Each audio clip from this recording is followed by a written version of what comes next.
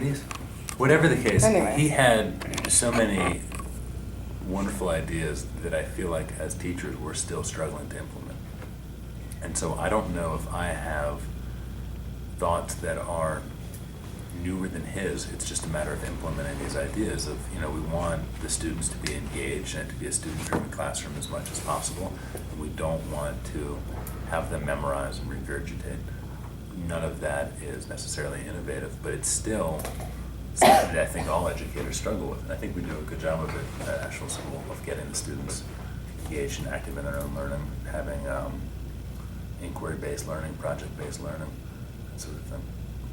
It's about Dewey. That's exactly what I was going to say. I don't think innovative means doing what John Dewey told us to do 100 years ago. Right. We should think about that now. Right. Yeah.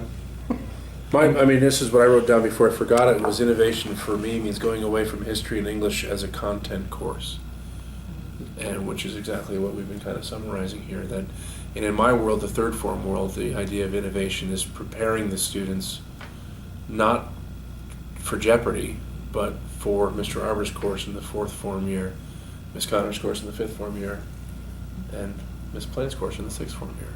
It's all about skills. And then the real innovation part of that, I think, is trying to blend where they are today with where I am in my 41-year-old mind.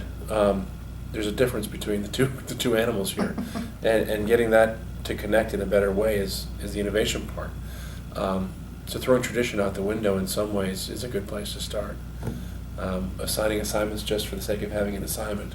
Well, you need to have a paper this week, so let's just write a paper on the Hebrews. That doesn't really necessarily work in their worlds. So, there's all sorts of buzzwords out there.